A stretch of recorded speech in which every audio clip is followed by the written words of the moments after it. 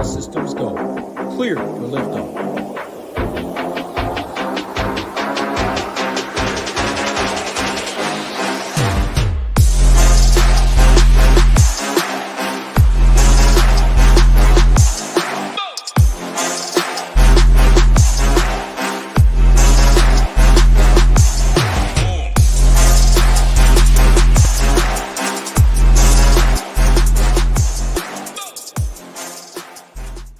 What's up, everyone? Tyler Tamboline here, a.k.a. ToeTagginTambo, back for another edition. This is a playoff edition, 3-game slate of the wild card weekend. I'm not calling it the super wild card weekend. We ain't doing that over here. So if you're just joining us, hit that like button on the way in. Subscribe to the channel here on the Mayo Media Network. We've been here all season. We'll be back for the rest of the playoff slates as well. Sundays, 9:45 a.m. Eastern, the same crew you know and expect. Got Hoopster here with me, got Title, and I'm a follower today, not a leader. Title came in. Nice gear on. I said, I got to go put mine on too. I missed my squad. So Hoop's rocking a Dak jersey on the same day he's going to the Lions game tonight to watch his team, which if you guys remember and have watched all season, I told Hoop this is where his team would exit. So we'll see how it goes tonight. He told me they were Super Bowl bound. We will see, but I'll let Hoopster come in on that note. Hoop, what's going on, man? It's going to be a fun Sunday here. Yeah, I was a little torn with the wardrobe this morning. I mean, the Dak jersey, the Dak situation has treated us very, very well all season long. And, first round of the playoffs here, we fall into the same situation that we've printed on all season long. So that's interesting. And I got the jersey, whatnot, my Lions home playoff game, first time in like 30 years, heading down to the game later. Super excited about that. So keep a close eye on Hoop Screen because you might see some things shifting as the show goes on. But this is a good slate. I'm glad that they kept that the Steelers and Bills on the slate. So we have 3 games. It makes a huge difference in terms of some of these contests and what you do and even how you go about building your teams. It's wild to think, but just going from 2 to 3 is a massive difference. We kind of touched on it a little bit yesterday when we did the 2-game show. But the third game adds a big dynamic. It's a day later, gives people the opportunity to make some potential swaps. I think that Bills-Steelers game goes, pretty much unowned. I mean, there's no pieces in that game that'll have substantial ownership. Maybe one that we'll talk about when we get to that position. But yeah, it's a fun one. Looking forward to it. I mean, you got the big totals. We got a 51 total in Dallas, a 53 total in Detroit. And then a small one in Buffalo sitting at like 38, which means ownership, again, like I said, it's going to be low there. So looking forward to this slate, looking forward to breaking this down, and should be the last 3-game slate of the season, really. Everything else is going to be 2 from here on out, 2 or 1. Yeah, that's why I was glad they kept it. We get one more 3-gamer like this. Shout out to Super Hua, first in today. Going to give shout out to the first in always. Super Hua got in here early, so I appreciate you, everybody else that's joining us. And it's going to be a good day. Right here. Where is it at? Our guy Slap right in here. Always picking on him. But, man, the guy's here today. He won't be asking any questions in the Discord because he's here to get the info directly from us. So we appreciate you, Slap. We appreciate everybody else out there with us. Title, bring you in. You got, you said you're happy to be there. Got these Green Bay Packers in the mix, but might be going overlooked today. Jordan Love has been on fire, especially from a DFS perspective. We'll get to that when we go to quarterback. But talk to me, man. What's going on this Sunday? How you doing?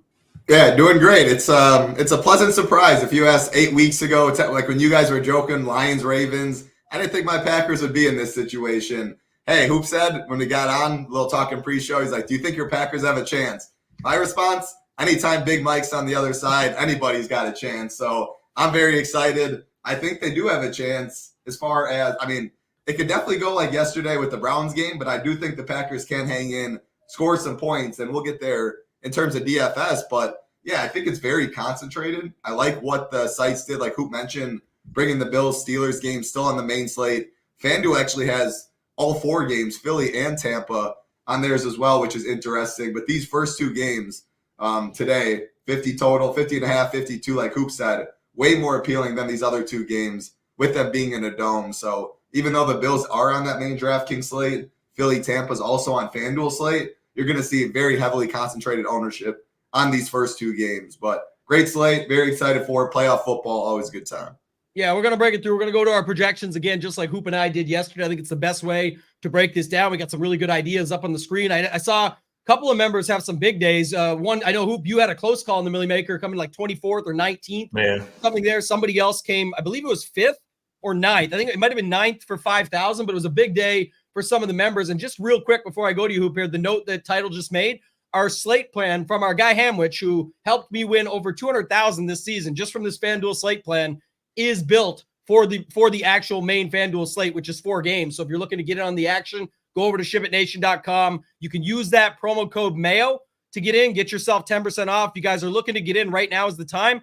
Code MAYO gets you 10% off any package. If you play PGA DFS or plan on it with football winding down, we're going to be here for you all throughout the playoffs, like we said, but these prices go up on Wednesday. So these prices will go up. If you want to lock in the lowest price possible now, you can use code MAYO to get 10% off there. Hoop, you had a run in the Millie Maker last night. Talk about that. I'll pull up the solver here.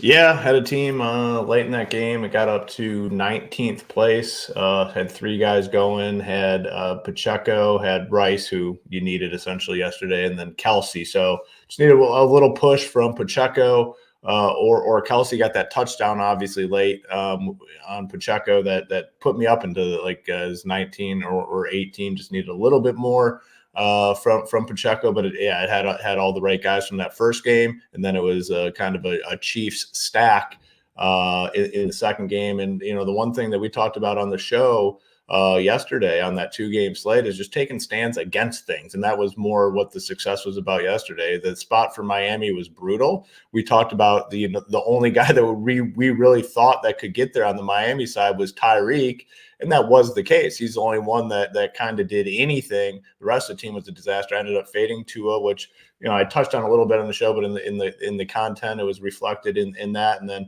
did not have any Waddle, and I did have Smythe. So it was like Smythe a little bit. I think I had 10% of Smythe, and then I had 30 right around the field on Tyreek, and then I faded everything else. So it gave me many more routes to the top because I just X'd out a lot of players, whereas the field, even top end players won't X guys out. They'll keep a little bit in their pool. That was the reason I had the success yesterday, was just taking stands against that spot, the Miami spot, which we felt, we agreed that was a really bad spot for Miami, and it ended up being true. They only scored 7 points and could do absolutely nothing when they had the football. Yeah, you talked about that heavy. The weather just being in the favor of the Kansas City side. It most certainly was. Just absolutely owned them, crushed throughout the day. Mayo just threw it up. Just a reminder, guys, this is rake free. You can go play. It's a 3 max. It's $15 entry. You can throw 1, you can throw 2, you can throw 3, whatever you want, but the link is in the chat. Should definitely go join that. Anytime there's a no rake contest out there, you want to fill it out, we'll throw it in the Discord right after the show as well, if there's still spots available. So go get in there now if you can. Title, any extra thoughts from yesterday before we get into this quarterback position? Anything you saw yesterday to bring across to next week? Not really. Man, Texans just really impressed. Absolutely jumped on Cleveland. That game was over pretty quickly. And then the second game, weather played a factor, I guess, but they still slung the ball. I saw something on Twitter, which was really interesting. It was this, I don't know if you guys saw a sneak peek of Tom Brady and Bill Belichick talking. I think it was 2009, a really cold game, kind of similar to that. And at least my mind and a lot of people's mind was passing's going to be really tough, etc. Tom was like, this is the dream for quarterback weather. Belichick was saying it's hard to run block. Offensive line can't get off the ball. Defense, the deep pass rushers can't get off the ball and pass rush. So you have all day back there. My mind never worked like that. And it's very interesting listening to those people like that. The rain stuff, we always talk about it. A lot of people always say, oh, it favors the defense. You can't do anything. Where the offense knows where they're running and the routes and stuff like that. I didn't really think of that in -5-degree weather until I saw that video, and kind of played out. I mean, both teams were slaying it kind of like normal. Not that they were efficient by any means, but little stuff like that. I thought that was an interesting tidbit from Belichick and Brady, two of the best. And the one thing I noticed for sure, you could tell those Miami defenders, they didn't want to go in there for those big hits. They laid off a ton. Because it hurts, in that cold weather. Man, it hurts when you go in there and you lay out and try to tackle someone. It was on the Mahomes run where he almost scored. He got down to the 3. The defenders were just laying off. They did not want to go in for the big hits. And a lot of plays, Edwards-Helaire had a couple runs where he just kept pushing the pile. No one wanted to make the big hits. Kept going. They couldn't pull him down. Yeah, I saw that too. We did call. Mahomes ran for a bunch more. He ran for over 40. Yeah. We talked about that being a thing. Talked about, man, it looks like Kelsey could have 12 catches or something. It felt I don't even know how many targets he ended up with, but it felt like he dropped more than he caught, and he still caught quite a few balls for over 70. So it was just that chip chop over the middle type thing is what you saw kind of all day. That's just something to take note. Great tidbit over there that you brought in, obviously from Belichick, one of the best retiring, or I guess not retiring this week, moving on from New England. this week, and then obviously Brady, who's retired as well. So you just look at it from that perspective. Anybody talking like that, you're always going to listen. Let's move on. Let's talk about this slate. Let's get into it, Hoop. We've got quarterback, and I'm starting with you because you're rocking the jersey. It's been a business decision for you all season, and I think a good one. Talk to me about Dak Prescott and then the rest of these quarterbacks and how it shapes up for the entire slate. You mentioned a little off the top about how Josh Allen might just go completely overlooked, and that's kind of interesting, but I think you'll want to talk about Dak and your guy Goff a little bit more. Yeah, I mean, it's going to be a business decision again for me today. Obviously, wearing the jersey, that means, he'll be in a lot of my lineups today, and it just makes sense. This is a situation that we've capitalized on all season long, and there's just so many reasons why, I like Dak today. He's going to be, I guess the one thing is it's a little bit different than the full slates where we've capitalized or the showdown slates. He is going to be pretty popular, be the most popular quarterback on the slate, but we do have 3 games, so it will get spread out a little bit more, easy to get overweight, but it's just, to me, the best spot on the slate by a pretty wide margin. This offense has been much more productive at home. They're at home in the Dome. They have a 51 total, their team total sitting at 29, and they're favored by 7. And again, it's going to be the same situation as we've seen all season. It's going to be Tony Pollard that gets a big, big chunk of ownership today. The price is $6,100. I like Pollard as well. We'll get to that when we talk running backs. But the spot for Dak is phenomenal at home here. A lot of people looking to go to Pollard. If they go to Pollard, maybe they don't go to Dak. You can pair Dak up with CeeDee Lamb. The connection has been, phenomenal. Probably the best in the league, quarterback, wide receiver combo this season. Good connection with Brandon Cooks.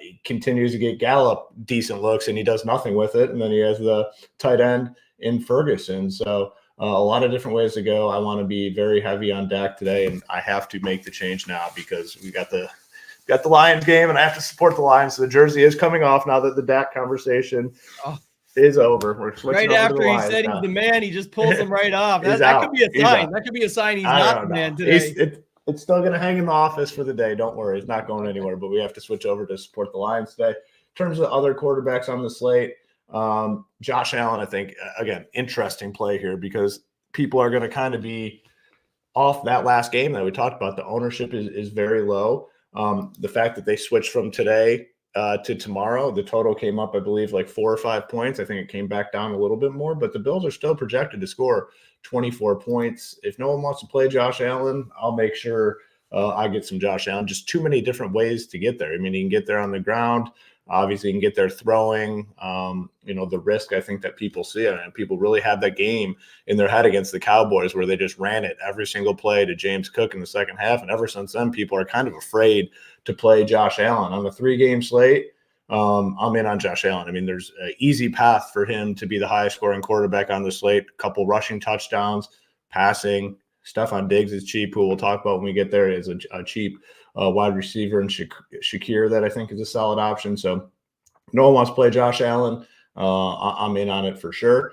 We have the Lions game, Goff, Stafford, highest total on the slate, and both guys have a lot of pass catchers that they can kind of throw the ball to. Amon-Ra St. Brown, Jameson Williams. We'll talk about him at wide receiver. It looks like Laporta is going to play, which is a boost to Goff. And with Laporta in, I don't necessarily think he's 100%. But even if he's like 80 or 90, that's definitely a boost for Jared Goff. I mean, you go from throwing the ball to Laporta instead of like Brock Wright. Like there's a massive drop off if it's Brock Wright and not Laporta. So the quarterbacks in Detroit are certainly in the conversation. Looks like pretty similar ownership between the two. I like both. And then, Mason Rudolph he'll probably get no ownership. I mean, I'm not going there at all. I guess he'll get maybe like a little bit, maybe a couple percentage points or something because people tend to play every quarterback, but that will just be a cross off.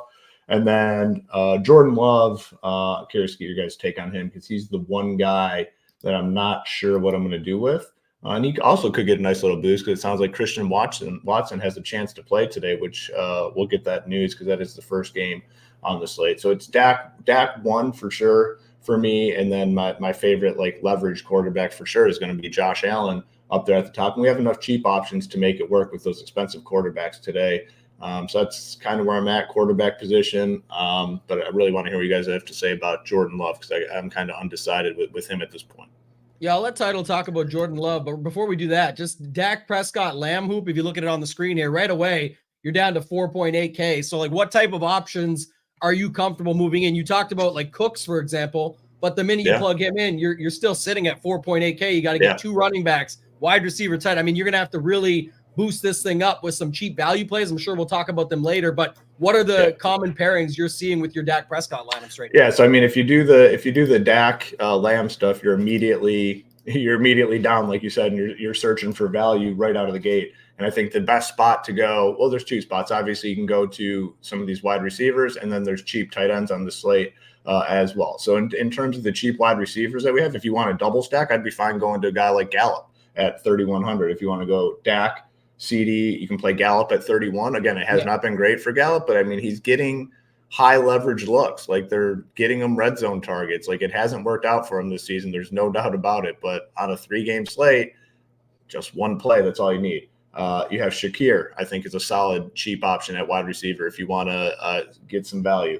We have Jameson Williams, who at 3,500, I'm not saying like they saved him for the playoffs, but he's going to be out there way more today than he probably has at any point in the season. I mean, Jameson Williams is going to be a good wide receiver in this league. And then obviously we have tight ends that we can play for cheap in that same game. You have Tucker Kraft at 3,300, Higbee 3,400. So you can always do that. You can play double tight end. Double tight end is super viable on these 3-game slates. I know a lot of people always ask that question. Can you play double tight end? You certainly can. But to answer your question, the Dak, CD stuff, you're immediately searching for value on the slate. And I guess all these running backs are relatively cheap too. I mean, you can get multiple running backs mid 6K and below.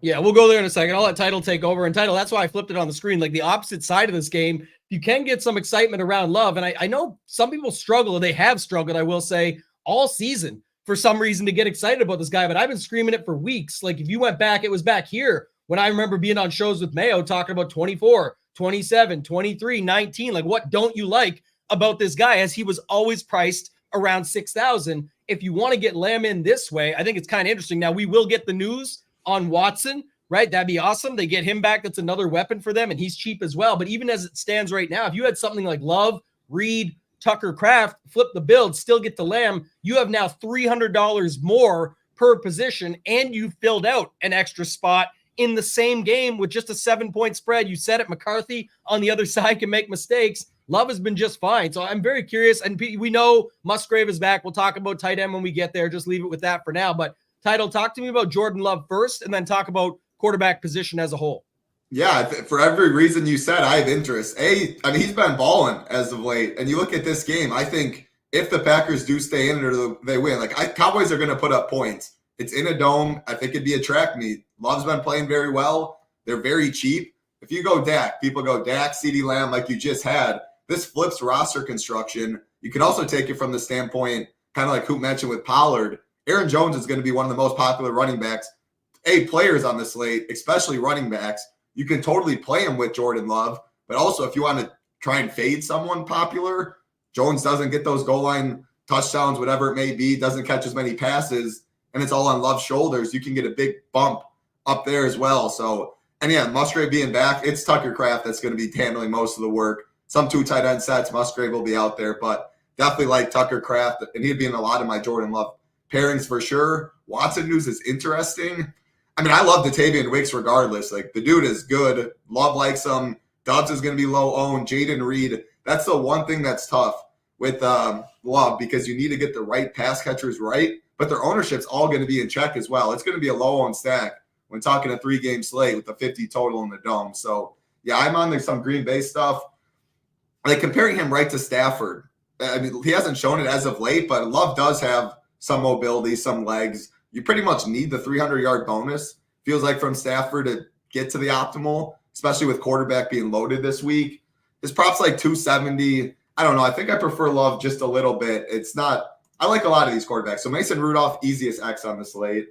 It's probably going to be the most condensed, or it's going to be very close, these quarterback ownership spread out. I wouldn't be surprised if no one gets over 35%, 30%, something like that. Like, Dak's probably the highest own. Goff, 6.2K is really cheap. He'll probably be the second highest own. Then Stafford, Love, Josh all kind of get some after that. Rudolph, definitely my least favorite. I don't know. I've been debating the Josh stuff. Looking at the total, he's minus 120 to score on the ground, which he definitely needs to do. If he gets 2 touchdowns on the ground, it's nice. But I have a problem pairing him with people. Like, I don't really like running naked quarterbacks. And Diggs has been so bad. Shakir will be popular, so you can kind of go that route, or at least the most popular Bill. But they have Kincaid, they have Knox. There's just so many guys there. I think he is my 5th favorite on the list. Definitely playing Dak. I mean, he's probably going to carve up these Packers. That's why I like Love, because they're going to have to play from behind and sling it. Stafford, Goff in a dome, both revenge narratives. Both can easily throw for over 300 yards. Detroit pass funnel. Like, I love those guys as well. So, yeah, I'm not going to be like, I'm definitely playing MME, some stuff. I'm probably going to, in 20 entry or less, I'm probably going to X Josh and Rudolph and then mix and match those 4. And then higher or like more lineups, I'll get to some Josh. I don't know. It's tough, though. Like, all 4 of these, Stafford, Love, Prescott, Jared Goff, I can totally see breaking the slate. I can see all of them putting up over 20 plus, and it's just what combinations and what pass catchers do you get right. But the more we talk through it, I think Love at the ownership, the pass catching, and if you want to get away from chalk Aaron Jones, there's so many routes to go with Love and so cheap, can leave money on the table, etc. I really do like the Love stuff. Yeah. What if I told you guys like Josh Allen comes in at like 6% out? Oh, I like play with 6%. Right, which I think it's in the realm of possibilities. To be honest with you, yeah. Like I think because if you just blindly run these teams, you're getting no Josh Allen. If you look at the total and people are playing it off that way, no one's playing Josh Allen. Like it's a different day. It's a day later. People don't want to put themselves in situations where they feel like they have to make swaps. I think Josh Allen could come in at just like super, super low ownership. Don't forget yesterday, right? We did the show, but there was no 55%. Joe Flacco, 55%. Forget the result. He still got to almost 19 on a very bad day. I'm talking about like that's not what people expected. They were expecting 30, maybe 35, and then he jumps to 55. We're talking the flagship tournament over on DraftKings. So I think that's what you have to remember. It could be the case here. And then funny, like this is the comment. Shout out to our guy Sean, always out here supporting and appreciate it. But his comment is on the opposite side of what you said earlier, Title. Like we just talked about 2 of the GOATs walking it through. Should be great for Josh Allen and everything that he's got going on. Diggs at 7,400, disrespectful. We'll get there soon. I don't care how bad he's been. The price is just bad. He can definitely get out there and do his thing. It's the playoffs. They're going to try and go to their best guys here. Shakir, super cheap, you mentioned, but popular. That's really, I don't really love him as much as a one-off just to make Dak lineups work, just to do that. That's a good lineup, and it's going to do well probably. But I'm saying I want to look for ways that I can also get different with it because I do like Shakir with no Gabe Davis and them using that slot position up over the middle. So I do like putting him in, but how do I get different with it? And that's the way to play Josh. Plus, he can run one in, like you said, minus 120 to score. But real quick for me, this is about $6,000 left on the table. If you went to Watson, even if you go to Reed, who I think everyone's going to do and feel more comfortable with, even if we get the Watson news. Watson's only 4,500. Yeah. You got to have interest in him. I just realized that. Wow. When you scrolled through, I guess I didn't look at his price tag. Wow. One go route and he loses his hammy again. For sure. That too. Yeah. We got to see about like the guys too. Like you said, Wicks, Melton. I actually prefer them more if Watson's out. I don't want to really risk them as much just because like you said, Title, your team. I like Wicks too. I think he's talented. But if Watson's back, I just think they're still going to try and push. Even if he's a decoy, it becomes the other stuff with Reed. Don't forget Dobbs. He's the guy that's going lost in the mix. And, well, he's a pain to deal with as well, almost like Pollard-esque of like you play a guy thinking it's going to happen. He actually does put up touchdowns. He has stuff happening. We can see it. So at 5,400, just I think 300 less than Reed, you could do that. But either way, I wanted to show this. That's 5.7K. You're playing Pollard in that spot because let's say you're not getting to the other side. But one that I don't think we spent enough time on. I know the other day when I was doing these lineups with Mayo, we were talking a lot about Goff.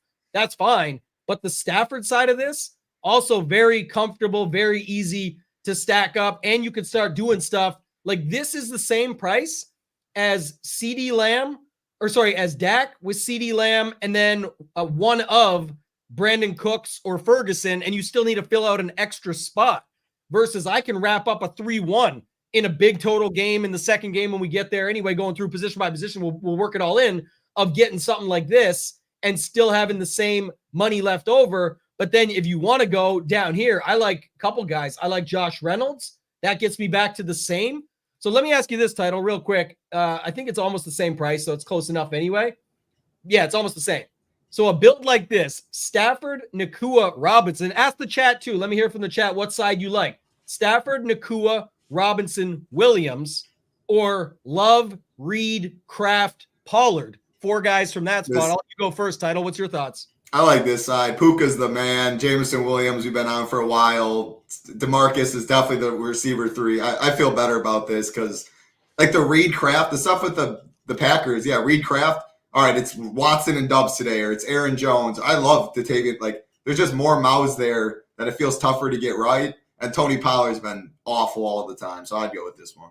Yeah, this looks better. What do you like on that? You go to the Stafford side? And I'm in lockstep with you, and the Stafford stuff I think is very interesting today because it's the easiest to stack. You know who the guys are. Like in terms of like the wide receiver duos on this slate, the 1-2, like the Rams have the best 1-2 wide receiver combo on the slate, and I don't even think it's really all that close. I mean, it's Kupp and Nakia are phenomenal. So it definitely pushes me to the Stafford side of these decisions for sure.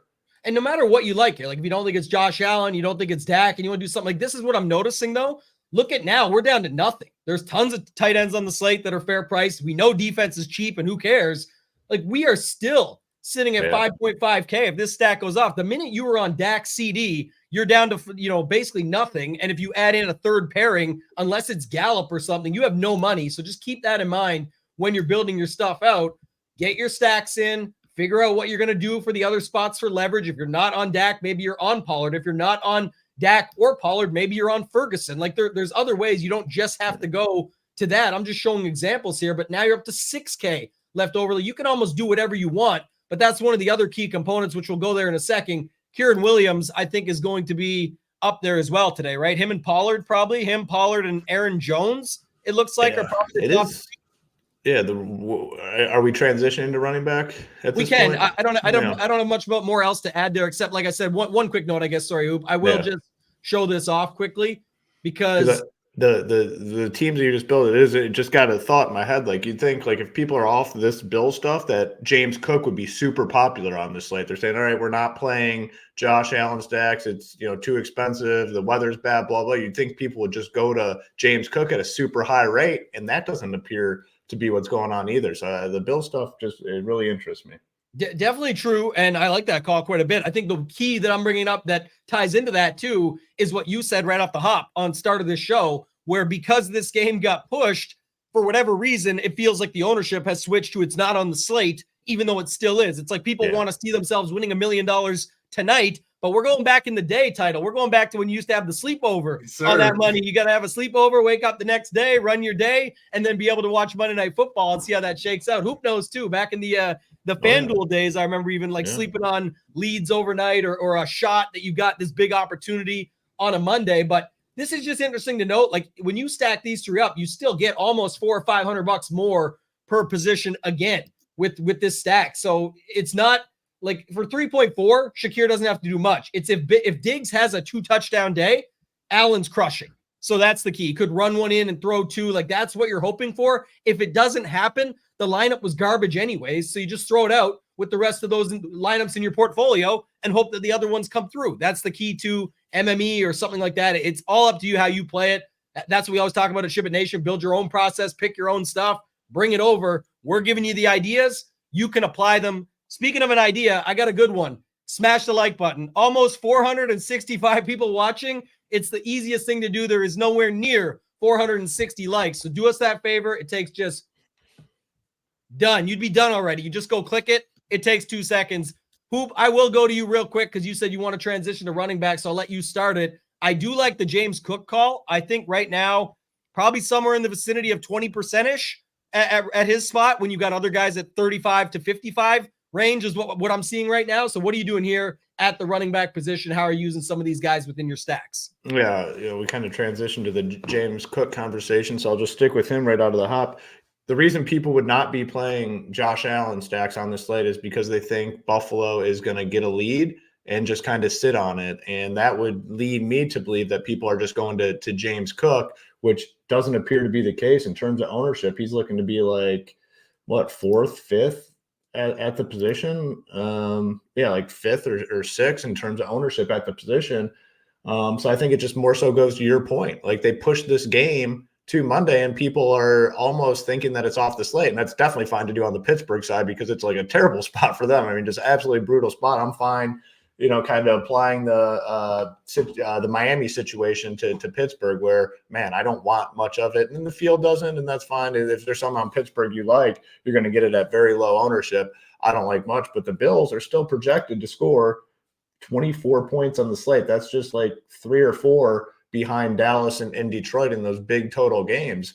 They're at home. They have a big advantage here. They're used to playing in this cold weather. I think James Cook is a phenomenal play. He's in that same price range as all those other guys, a little bit more, which might be the reason why his ownership's coming in lower than I would have anticipated. The other guys, Tony Pollard's going to get a lot of ownership. We've already talked about that situation. I'm good both sides of that. They're projected to score a ton of points. You mentioned his 2 touchdown prop is looking pretty nice on these sites, the sports betting sites. 6,100, he'll be popular. Aaron Jones in that same game, 6,300, should get a lot of work. And the thing with Jones, there's just so many outs. Like they can be getting their ass kicked all game, and Jones can still get there with the dump offs and things like that. Him and Love have a good connection out of the backfield, so you don't need to worry really about the game all that much. And he's looked good lately as well. So Aaron Jones, 63, if you're trying to get big on that Dallas Green Bay game, totally fine play. Transitioning to the Detroit Rams running backs, Kieran Williams probably has the most secure workload, I think, on the slate. Like there's no one coming in behind him. Even Tony Pollard, they'll mix in Rico a little bit. In Detroit, though, obviously it's 2-headed thing. His workload is so stable, but he is a little more expensive at 7,300. But man, he's just smashed basically the entire second half of the season. Can get there if they're playing from behind, whatever it may be, in a dome. He's a strong option. Gibbs, 6,500. Again, it's tough to figure out what the Lions are going to do, but Gibbs is just such a dynamic player, man. So explosive.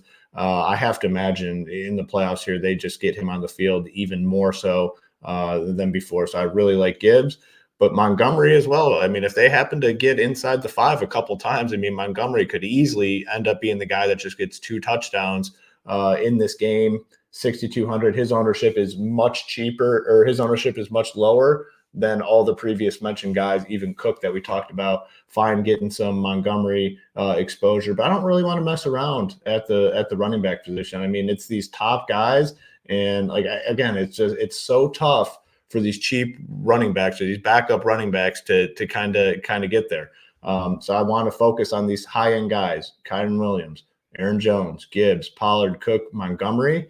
And then the Pittsburgh guys are actually looking to they're the only position really on Pittsburgh that's looking to get any ownership. I'm not going to be playing Najee Harris. I might get some Jaylen Warren, but I don't necessarily think I'm going to go out of my way to play Jaylen Warren. I want to focus on those other guys more so. And James Cook's the one that stands out, though. I mean, coming in 6th in ownership, that whole team, the Bills, looking to be low owned. If you're not on some Allen stuff, like I definitely get some Cooks, because to me, that's the reason you're not on the Allen stuff, is because you think that they can just dominate this game, shut it down, and win in a nasty fashion. When in those scenarios, you kind of want the running back. So I will be prioritizing James Cook today.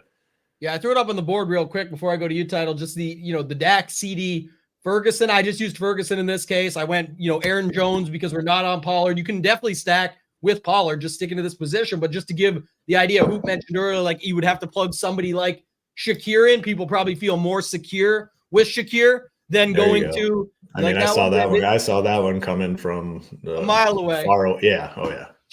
As soon as you said that Shakir name, I said, "Yep, here it comes. Something's matching up right behind it."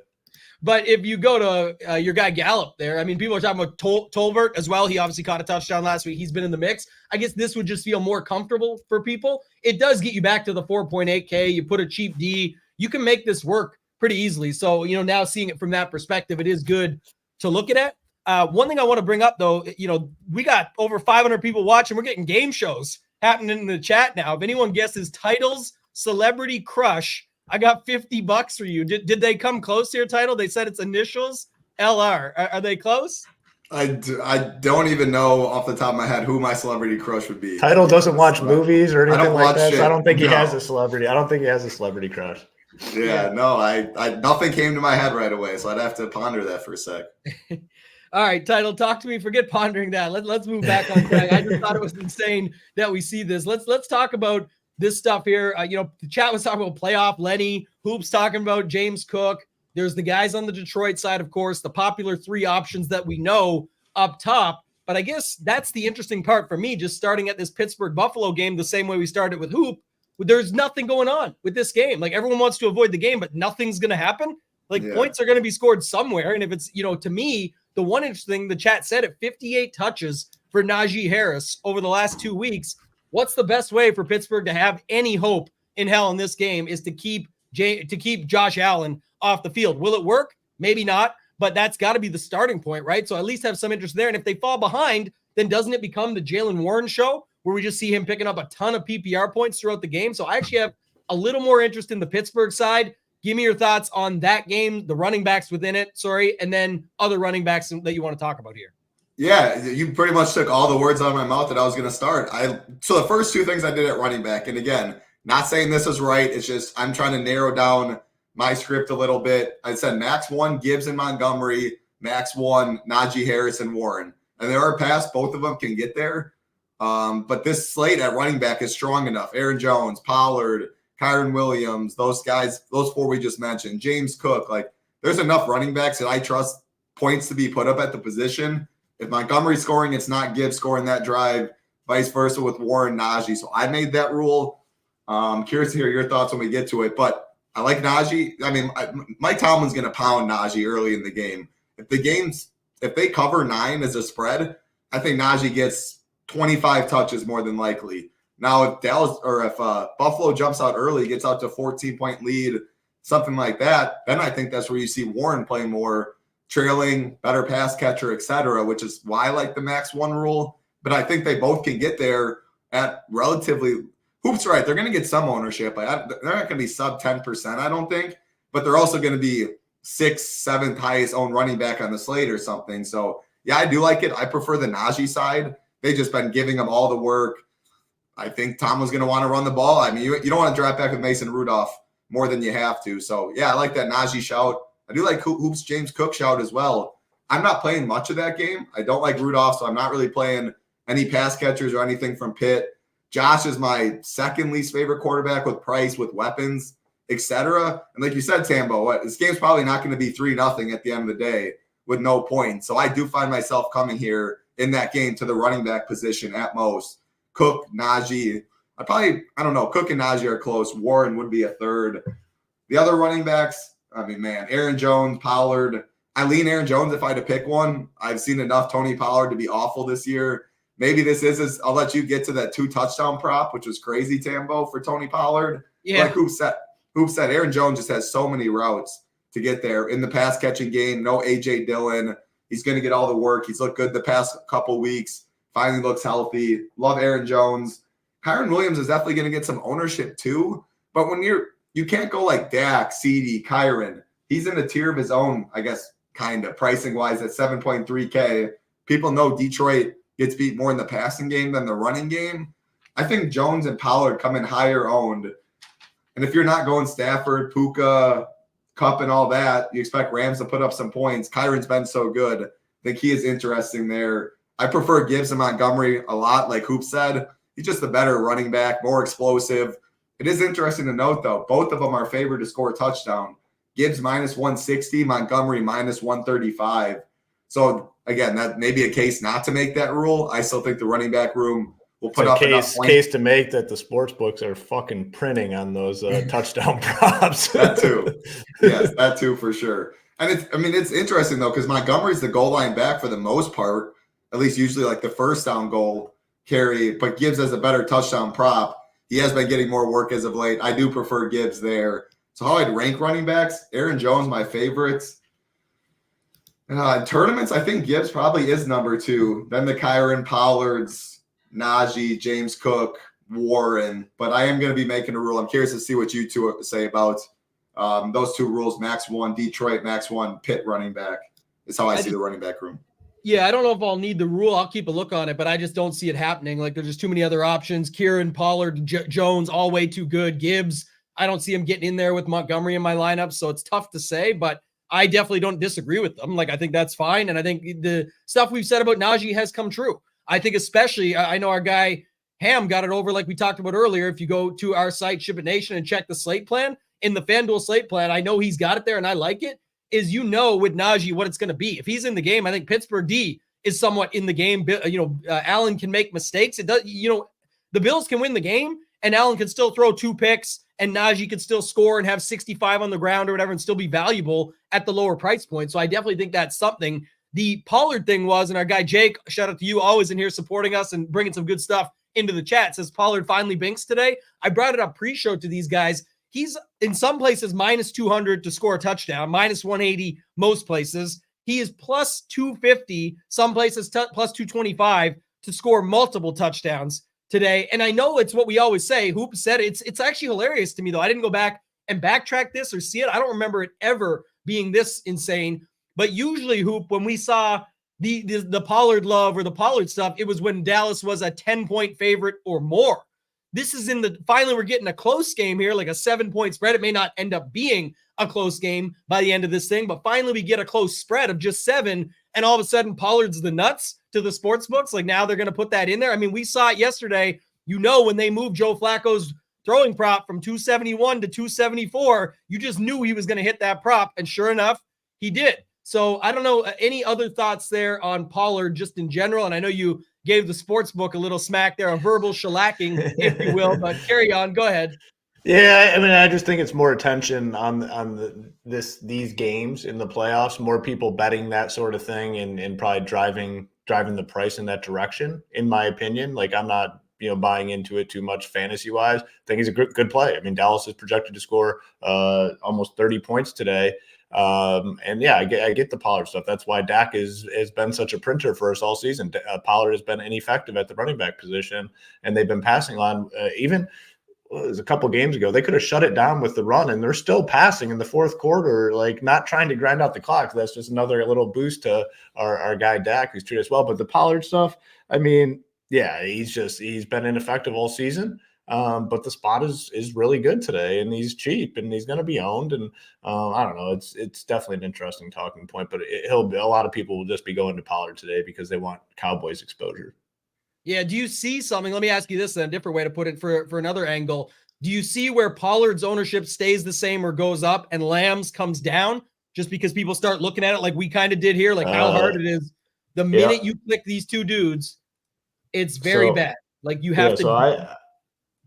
Run it. So run it. Yeah, to answer your question, I've been messing around with some teams as we're going along, making changes based on what you guys are saying, like the comments in the chat, and I am starting to realize, especially if you're doing 150, if you don't embrace high ownership on some of these cheap guys on the slate, you got to embrace some very high ownership on these cheap wide receivers, these cheap tight ends. If you don't embrace that, it is hard to get a lot of Dak to CD Lamb teams. It is not easy. You start running into trouble relatively quick. And by embrace big ownership, I mean, you're playing big ownership on Demarcus Robinson. You're playing big ownership on Shakir. You're playing big ownership on Jamison Williams, Tucker Kraft, Josh Reynolds, guys like that. So it gets tough in a hurry. And I do think there's a chance that scenario makes Dak to CD a little less owned than maybe we're anticipating.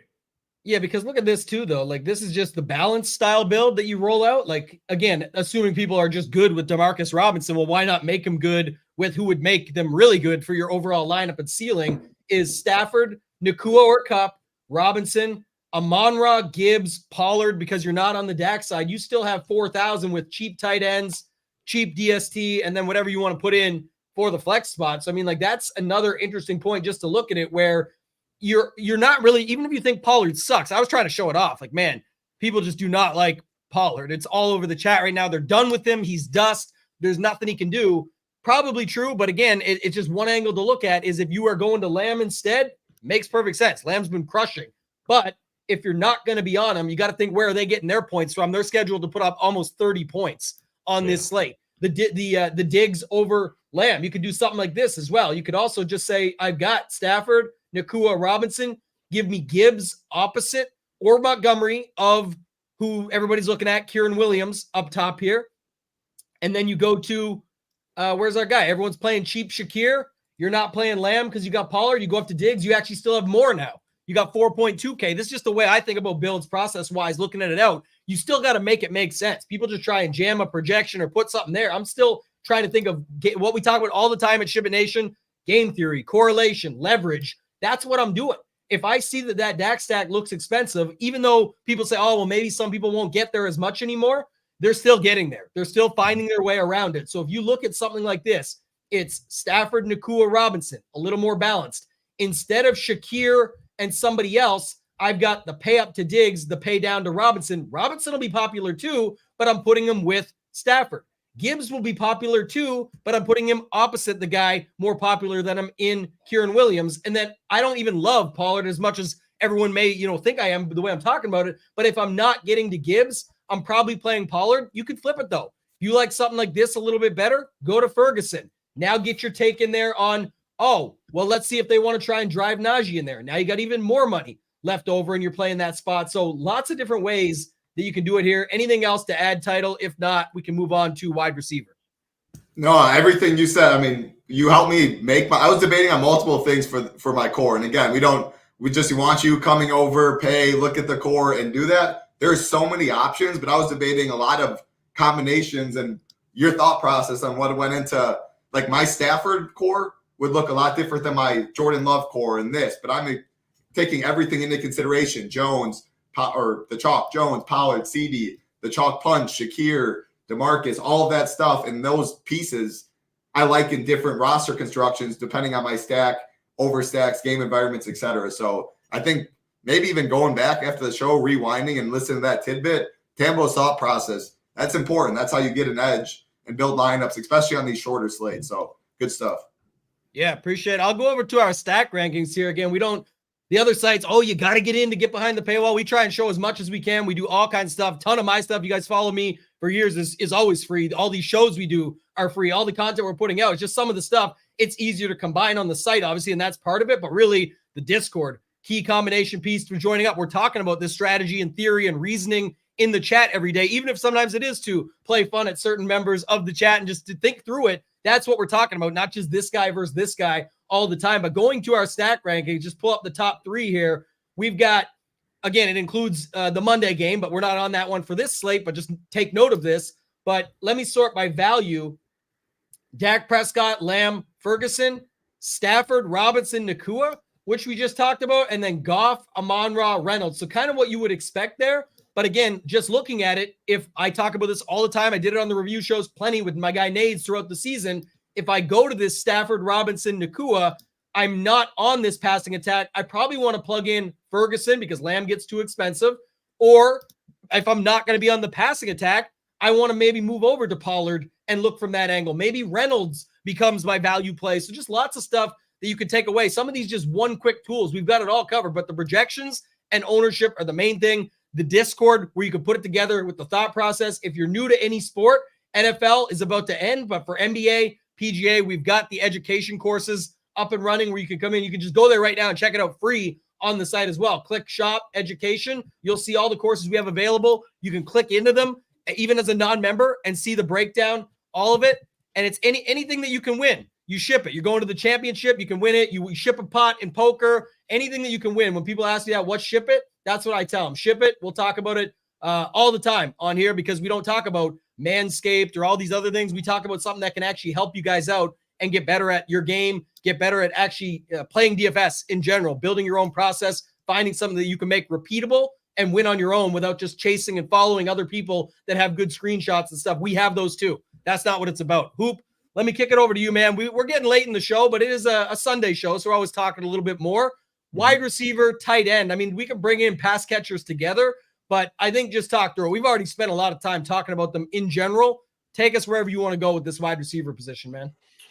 Yeah, so I mean, starting at the top, I mean, obviously CeeDee Lamb has had a phenomenal season. The connection with Dak, it has not slowed down at all. I mean, it's the top connection in the NFL, wide receiver, quarterback pairing. He'll be owned today, but like I said, you go in and you start building those teams, especially if you're making multiple teams, and you want to pair Dak and CD. You showed it on the screen as well in the solver with our projections. You put it in there, you're thin real quick in terms of how much salary that you have left. So. Is it going to be owned? Yeah, it will be owned. Maybe, we get lucky and it comes down a little bit because people are like, yeah, you know what? I only have 48. Once you put in defense, you have about 5,000 left per spot. You got to play 2 to 3 cheap guys in these sort of teams. Every Dak CD team you make, you have to play probably 3 value type guys. So maybe the ownership on CD comes down a little bit. It's going to be up there for sure. There's no doubt about it. We have Amon-Ra St. Brown, obviously, if you want to get in on that Detroit game. I think he's a phenomenal play. Talked about the Ram stuff. We talked about a lot of these guys as we're, building teams, talking about 2v2s, 3v3s. But, man, the Rams guys have to be the top 1-2 duo on the slate in terms of, the 1-2 wide receiver for each team. Like both those guys. Stephon Diggs at 74 is going to get squeezed. And I just have a strong feeling that the Buffalo stuff is going to be lower owned than even the projection sites are kind of predicting. So that's a spot I want to be on, 7,400. It's a cheap price tag. That game's a write-off for a lot of people. I'm not even looking at it. And you can just tell by the ownership numbers. And like I said, I think it comes in even lower. The Green Bay stuff, we got to see what's going on with Christian Watson. Like if he's in 4,500, I'm definitely going to take some shots on him in the dome, which is very key. Jaden Reed, I think a phenomenal play, 57. I mean, he's the guy second half of the season, whenever Watson went down, I mean, he stepped up in a big way, big play upside. They use him in a lot of different ways. They'll give him the end around in the red zone. I mean, that stuff's very valuable because you're not only depending on the quarterback to get you the ball at that point, you're just taking a handoff and going, and they use him in a lot of different ways. I think he's a solid option. Talked about Wicks. The other pass catchers for Dallas. I'm kind of hopping all around, but I definitely want some Cooks. Big time touchdown upside. I think it's like back-to-back weeks. They kind of hit him on that little route going out of the end zone. A perfect pass from Dak. Imagine that. 4,900.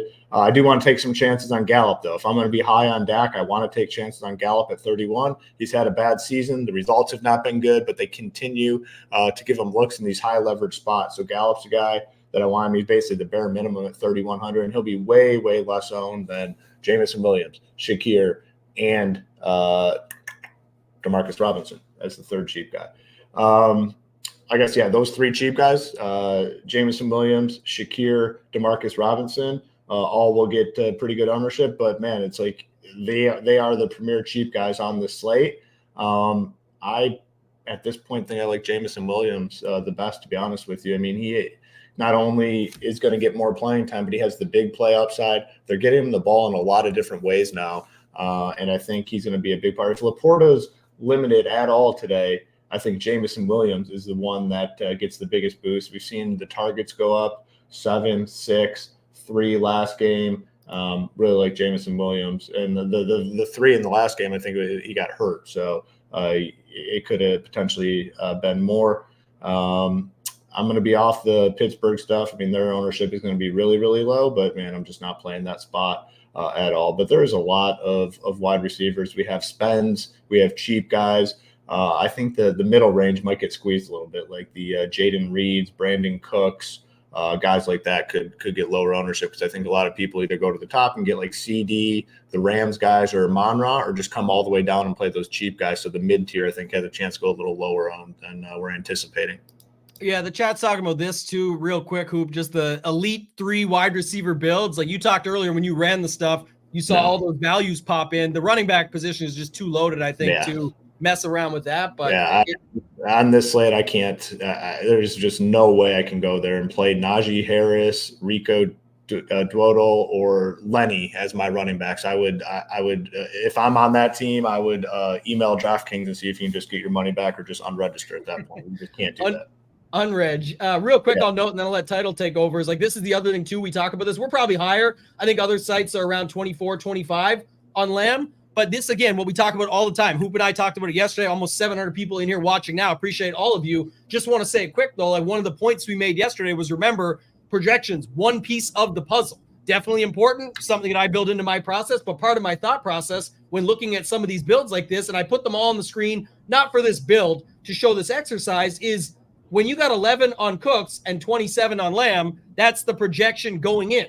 What happens the second that the first touchdown goes to Cooks and not Lamb? Well, now these numbers shift, and now a guy like Kieran Williams, let's say you still believe in this number or you think the 20 is more accurate, that's how this build becomes more probable, because even though it projects a little less right now, if this is actually 17 and your guy Lamb comes down to 20, you now got Lamb if you think Kieran could do the same for 20 points for 7.3K as opposed to 9K. Can this build still work? Yes. Are you leveraging it a completely different way than with Pollard or with Aaron Jones? Yes. You're going to Dak still, you're going to Ferguson still, but then you're using Cooks in the middle. If you get a touchdown from Cooks, a touchdown from Ferguson, and Lamb just has 8 for 80 and does his job, and they keep him in check, but he still has a good day, that's probably not needed. And now you've got a build here that's different, that can still fit some pretty serious options. Aaron Jones opposite Pollard, Kieran Williams with one of Jameson Williams or somebody else. You can still go to Shakir and have all the money in the world left over, or you can go to, if you want, instead of Shakir, you think he's going to be popular down there, you still get away with it and get Diggs in instead of people on the lower price Shakir. So again, just another build you can find that you can get different with. Title, your quick thoughts, wide receiver, and then we'll go to tight end and get out of here. Yeah, I'll just group wide receiver, tight end together. I'll go just team by team, make it easy because you're only playing a handful of guys on each team, a lot of them with a stack. So starting with the Packers, the Watson news is important. If Watson's in, so DraftKings Sportsbook, looking at receiving props, assuming Watson's in, they have Reed by far the highest yards prop. Then they have Wicks 2, Dubs 3, Kraft 4, and then Watson 5. So interesting there. I like Reed for sure, regardless of Watson's status. I like Wicks for sure, regardless of Watson's status. They like him in Green Bay as getting some Devontae Adams comps, 4.8K. Outside of Reed, and I even think Reed himself, I think the Packers are going to go pretty low owned at the wide receiver position. I like Tucker Kraft too at 3.3K. He might get a little ownership there, but if I'm in love stacks, I'll mix and match them. Reed, Wicks, I guess maybe if Watson plays, but Reed and Wicks are my favorites with Kraft. Dubs is going to be very low owned at 5.4. I don't love them as much as one-offs. I just maybe one or take a shot on one of them.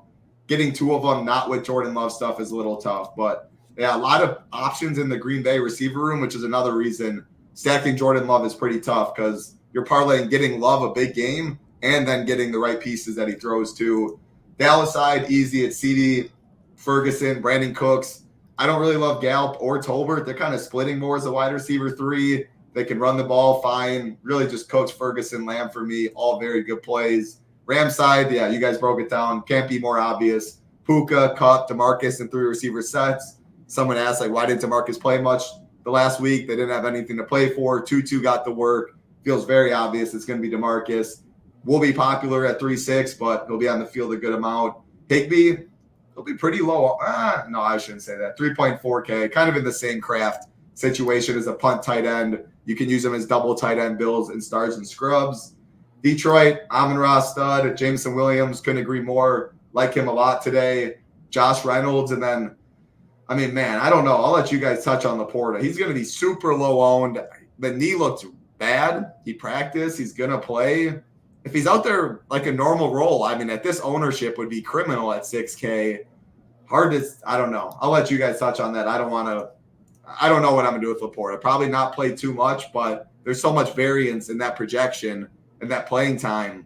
He could get there and break the slate at low ownership. Pittsburgh, yeah, cross them all off. For me, Buffalo, I'm a little lower, I think, now on this Buffalo spot, especially than Hoop.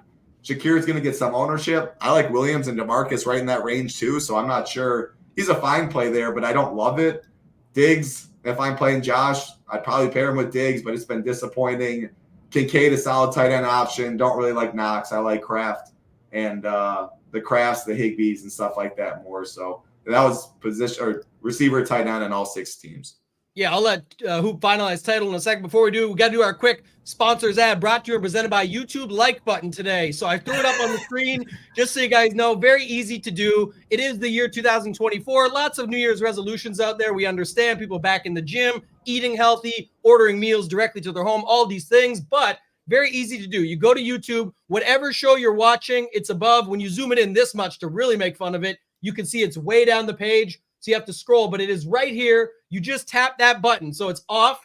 And for you right now, it's off. For 500 plus of you, you click it. It's on. If you're on a phone, mobile device, it's right there. You just click that button and you're all good to go. Very easy to do. Absolutely steal of the century. But wait, there's more. It's free. Very easy to do. Free to do. We appreciate all the help. Thank you guys so much for coming to this advertisement for using the like button on YouTube. Hoop, back to you for tight ends. It's tough to follow up that marketing pitch, but in terms of tight ends, I didn't rope them into my conversation with the pass catchers, but the tight end position, the Laporta thing is very interesting. 6K is going to be very low owned, regardless of what news we get. There's no way he's 100%. Like I saw the videos this week. He's got some big ass brace on his knee. Like he is not 100% by any means, but they don't have any tight ends. Like if it's not him, it's literally just Brock Wright, which, man, that can't feel good. So they're going to put him out there. Think, he has to be at least 70% healthy at this point. 70% him versus 100% Brock Wright. You definitely just roll out Laporta and hope for the best. In terms of DFS, how do we apply that? He's going to be super low owned. The position, I think, is pretty weak, to be honest with you. Like you could see a lot of these guys busting. Like is Jake Ferguson a lock to get us 18 fantasy points today? Absolutely not. His projection at SHIPIT Nation is 13. So his floor is low. He could get you 6 or 7. Higbee's questionable. His floor is low. He's the 4th passing option on that team. Tucker Kraft, low floor. Kincaid, low floor. So Laporta going out and getting 12 could be enough on the slate. So for that reason, I will make sure to have some Sam Laporta low ownership, especially on Jared Goff teams. There's no way Laporta gets big ownership on the slate. So I don't know. It might be like 2%. Yeah, it could be lower than that. So if you're playing 150, you play him at 5%. You're probably above the field, or worst case scenario, right at the field. Maybe he gets a little steam because people are like, all right, he's in, good to go. We get a video of him warming up and he looks good and everyone's good to play, but there's no way he gets out of the single digit range. So I will be on him. Ferguson, obviously, I like Dak. I'll be on Ferguson. Higbee's cheap at 34, Tucker Kraft 33, Dalton Kincaid 4,600. You just have to be on these guys by necessity. We have to fill the position. Can play double tight end for sure on the slate, especially if you're playing a lot of Dak to CD. You have to play these cheap tight ends. You have to play 2 tight end teams as well. So, I don't know. Like it's, Ferguson's probably the top option, and I think there's a gap after him for me. Higbee, Kraft, I view as similar plays. Kincaid, like I want to be on the Bill stuff. Obviously, I've talked about it a lot on the show. I think that team is forgotten. I'm fine, taking the Steelers guys and getting rid of them. But the Bills side I want to be on. So Kincaid, I'll get some Knox, Laporta. But I think Laporta is a pretty big talking point at the tight end position. Yeah, one thing I'll say about him, because I don't have much to talk about him, I just think probably an X. Like even if he gets to 2 or 3%, I just don't think he's going to be needed. That's why I think it is what it is. Like people know he's even 6K. in 150, you don't want just a little bit. Because what if 12's the answer at tight end? If you can sell yourself on the fact that 12 is the 6K. Yeah, but the position though, if I tell you 12 is the number you need at tight end to win today, are you on him? No, I'm not on him because I think I'm just going to say it here, like talking out loud, just about how I talk about game theory and stuff like this. And just in general, what the field's doing matters most to me. I think he could get 18 points and not end up on the winner today. It's actually possible because if he's 1 to 2%, I disagree with that statement. Well, you don't know what everybody else does. It's like what we talk about in golf. If he gets 18, but Knox has 14 or Tucker Kraft has 13 or something, it's just done. It's probably done. Yeah. At that point, and I just don't see that. I guess the difference, I just don't see that second part becoming true where multiple guys get like 14 or 15. So I don't know. I get it. Trust me, it is not a comfortable play, and he is substantially more expensive than these other guys. If he was 5K, it might be a little bit of a difference. You are sacrificing some high end players to play Laporta. I totally get it. Sure, that's my point. the 2-3% stuff, if I can take 5% of my teams and be over the field on Laporta, I think I'm going to take that chance. I If you think- get there, yeah. I think if you play him, I like it a lot more in just one tight end lineups, saying the whole position bust. Because if you put him in two tight end lineups, you're comparing him next to the Aaron Jones, the Tony Pollards, the Montgomerys, the Reeds, stuff like that. So that makes sense. Yeah, that does actually make sense. I like that call. And I also think it's still tough. The way you were framing it up was almost like it's a Laporta versus the field bet, and I'm going to take the field all day. I think there's actually good options. There's good fair options to pair with my quarterbacks. I guess maybe I didn't clarify, but I was just saying like worst case scenario. If the position busts, which I think is viable. I mean, these aren't like high end tight ends on the slate today. Like if the position busts and someone just needs 12 to 13 points, like it could be Laporta. I get it. Like Tambo, let's say Kraft gets 5 points, and that's the highest scoring 5.5, the highest scoring cheap tight end, or Laporta gets 13. What would you rather? It's like the worst hypotheticals. I'm just saying my point is I'm not going to answer. Like the point is that what you guys are saying is also the same if on the other way. If Laporta gets 12 or 13, you need him, but you're ifing the other guys not getting anything on a pool of like 9 guys that are all super cheap. Like you said it best, Title. Laporta is the same price. He busts up my lineup from potential, and you can play both, but I'm saying there's just 1, 2, 3, there's like 5, 6, 7 dudes that are the same price in my lineup that I'm also going to play as well. There's just all this stuff. If I'm playing Laporta, I'm playing him with Goff, and I'm hoping he breaks the slate, not hoping that he's the 12 that I need. Also, people, again, I just always bring this up. I think Hoop was right off the hop. If he's only 2% owned, which is a very high possibility, everyone loves to go to that for the diamond in the rough, because if I just get that big Laporta game, I win. It's not true. There's only 2% of the teams in the entire field that have him. You need 8 other spots to go correct, and most of them are going to bust that up. What if 50% of those teams are with Pollard, and Pollard dies and has a bad game, and he's not needed? Your lineups die and don't have him. Your lineups go to the wasteland. So all I'm saying is it's not like Laporta's getting pushed to like an 8 to 10% spot where you actually have to consider it. I just don't even have to consider it. He might be 1 or 2% at 6K, and I just don't think he's going to be needed. And even if he has 12 to 18 points, it may not be needed still. That was kind of my point. There's 7 or 8 guys at a much cheaper point per dollar rate that could still crush him. Mm-hmm. And now I see both sides. Honestly, like I'm not saying like you have to do it. For me personally, I'm taking the chance, and maybe there's a little bias because I'm going to be at the game and his ass goes off and I don't have him. I'm going to be fucking pissed. Yeah, but I'm playing Showdown tonight too, so I'll be in that. But now I can answer Title's question, because when I just talked through that, I want the 6 points or whatever, 5.5 from Kraft, because guess what? Now my lineup has like 3 or 4 dudes at almost the same price or just slightly more than Laporta that I think crush him. And if he beats me, he beats me. But I'm just saying there is still the best part about Laporta is if he gets 18, there is a possibility he still doesn't show up because the right combos don't have him. Like if there's only 2% of the field on him, it doesn't guarantee that he shows up. What if he shows up with 18 and it's not with Goff? I bet you a bunch of people got him with Goff, and Goff can get beat too. So I don't know. I'm not scared of that answer anymore. I think that, just talking through it, I don't need it, nor do I care. So probably won't end up with him at all, to be honest. We'll have to look at my lineups after, and I'll put it in the Discord if I do have him, but I don't see any way right now that I get to him.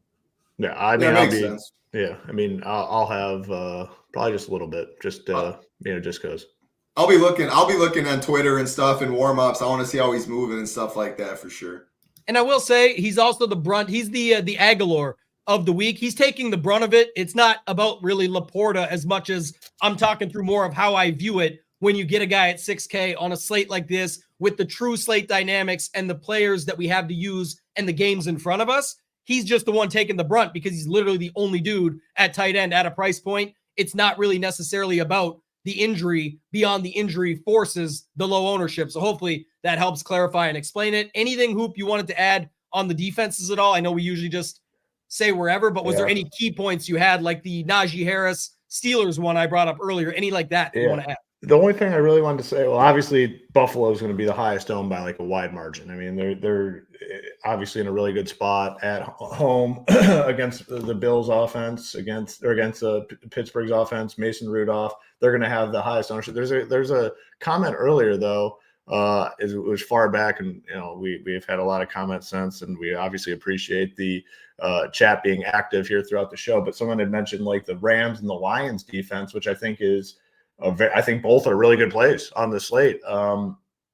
That's the highest total game. People tend to avoid that highest total game, but you have two quarterbacks that are turnover prone and not necessarily the most mobile guys. We saw Goff. When Goff is off, let me see. How can I put this together to impress you, Tambo? When Goff is off, you were going there. I was going, but I couldn't get the third piece. When Goff is off, the opposing defense has an opportunity to put up some points. He fumbles, throws interceptions. It just doesn't go good for him. So I think Rams defense definitely in play, and then Lions on the other side. Stafford, definitely a turnover prone guy. So I think those two defenses are defenses that I want to be overweight on. Rams and Lions. It's the highest total on the slate. People tend to avoid those spots. I like that. Like the Bills as well. Cowboys have a strong defense. So I'm not, again, similar to yesterday. Like I don't really care what I have at defense. I'm going to just, run it, play it, but I will make sure I have Rams and Lions. When Goff is bad, there's pick sixes to be had. Bang. There we go. All right. I knew you'd come up. I knew you'd have something quick. Flip it on you just to get that one rolling. There's got to be something in the chat. Can you guys help us out? When Goff is off, fill in the blank, because there's got to be something in the chat. You guys have been good with this stuff, so give us something. Tambo will beat it. He's thinking. Yeah, Tambo will definitely beat him. I saw his brain moving. He's got Chat GP up. Right, give me a rhyme. Goff is off. Yeah. I don't even have that. The one thing I will say, though, Hoop, you brought it up. It goes with your original points. I'll tie it back together. The last one I'll do here and then kick it to title for defense and final thoughts. But Bills D, you mentioned extremely popular. What's the bill you mentioned earlier that's not extremely popular that you could easily pair with it? This is the best part. People don't want the Josh Allen side. They don't want Stephon Diggs. They don't necessarily want Kincaid or Knox. They'll get mixed in a little bit for sure, but they do want Bills D. They don't want James Cook. Most people do want defenses with their running back. People are still doing that all the time. So why not cut some of that Bills D down ownership-wise and throw Cook in with it and just use that? Yesterday, everybody had Pacheco Chiefs. Why not go with Bills and have Cook? So I don't hate that either. Title, defense thoughts, and then final thoughts before we get out of here. Yeah, you guys covered it. I mean, it's such a varying position. Unfortunately, one of these six are probably going to put up 10 more than everyone else, and you'll need them. I'm just going to core like Najee Harris, and I'll be more likely to play Steelers defense. James Cook, I'd be more likely to eat Bills chalk.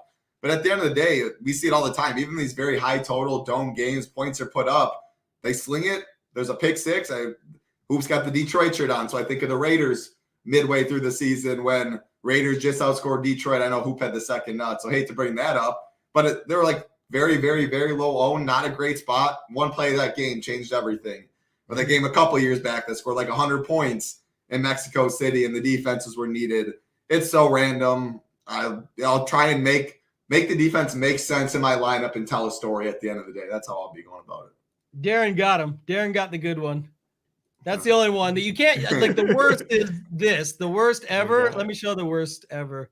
When you rhyme it with the same word. Like, that's anybody could do that one. I even know better than that. I've learned. Yeah, even Hoop knows. So, all right, Hoop, final thoughts on this slate, man, before we get a title. Did you give I heard the defense, but anything else you want to talk about on the thoughts? It's a really, really fun 3-game slate.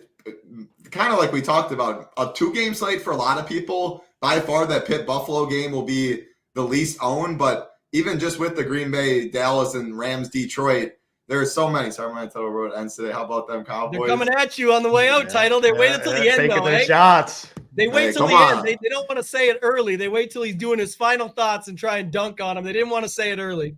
Hey, Big Mike, he'll find a way to lose that game and get the Packers a dub. Yeah. Bookmark that, but I'm excited. No, it's ownership's going to be spread out. Running back room's loaded. Wide receivers is pretty concentrated for the cheap options. It's a fun slate for sure. And very good. I don't know. We said that yesterday. Flacco's ownership was so different than I thought. I wouldn't be surprised at all if no quarterback came in over 35%, but maybe something is really surprising out there. So overstack, leave a little salary, make your lineup make sense. And do remember FanDuel has the Sunday and Monday, both games, the Tampa and Eagles on that slate as well. Check out Ham slate plan and everything. But yeah, go Pack, go baby. Yeah, go ahead, Hoop. I see you saw one that you liked. Bring it up. I mean, I regret going to the chat to finish off my rhyme at this point. I will say, definitely disappointed. So I shouldn't even have said that. But there was some funny stuff, and I know the reason it's so funny to me because I know your ass is sitting reading these, and you're just like, oh my gosh, this is just so pitiful. I won't say it out loud, will I? I don't know. Go ahead. I see the disappointment. I see the disappointment on your face as these just keep rolling in. Yeah, I'm reading them all. I always read the chat. Go ahead. Yeah. Give us your final thoughts on this slate. Yeah, again, just talked about it in the opening. I'm glad they kept this third game on. FanDuel obviously has the fourth game as well. I mean, it makes a hell of a difference in terms of roster construction and what you do. And we got 2 games versus 3. And I'm going to stick to my main point that I kind of talked about all throughout this show. I think some combination of the Bills, whether it's Cook in the defense or Josh Allen, ends up on the winner on this slate. So I'm gonna make sure to have some Bills exposure, whether it's Josh Allen to Diggs, Shakir, Kincaid, Cook with the Bills defense. I think some combination of that ends up on the winner. I just have a feeling. So I'm going to make sure to build some teams in that fashion, especially in MME. Looking forward to it. I mean, we have some really good games. Packers, Cowboys, Rams, Lions. I'll be down there rooting on the squad tonight. And then we have the 2 games tomorrow. And are we going normal time for the show tomorrow? Normal Monday time slot? Now that we got the 2 games, same thing? Yeah. So 2 Eastern? 2 Eastern tomorrow, yeah. So, yeah, we'll be 2 Eastern breaking down 2 games. It was supposed to be obviously the showdown slate, but we'll be back doing the 2 games tomorrow as well. Have they released those prize pools yet? I know I'm asking a lot of questions here in my closing, but I haven't seen the big prize pools for the 2-gamer. I'm assuming. I didn't see it this morning. I don't think I saw it. Let me just pull this real quick, too. It's got to be pretty big. I mean, it's prime time. They don't have it for tomorrow. They don't have it yet. So they'll have some big prize pools. We'll be breaking it all down tomorrow. We'll have all our showdown content out for the Lions and Rams tonight as well. 2-game slate. Everything is essentially up. I'll be adding my player exposures here this afternoon after we get the inactives in that first game. But good luck to everyone. And again, as always, looking forward to seeing those SHIPIT Nation logos at the top. We had a lot of success last night. We're going to finish off this weekend strong. If you want to get in, go to ShipItNation.com, use the promo code Mayo. That'll get you in for today. But the big stuff coming up, the PGA memberships, all of those. I did see that one on the way out. That's a good one. That's pretty good. Bend over and cough. We'll end it with the night before Christmas. Jay trying to make up for the double rhyme of off. When Goff is off, the fans will scoff. You'll lose money quick. All your profit will be lost. That's going to do it for this one, guys. For Title, for Hoop, and for myself, ToeTagginTambo. Let's ship it.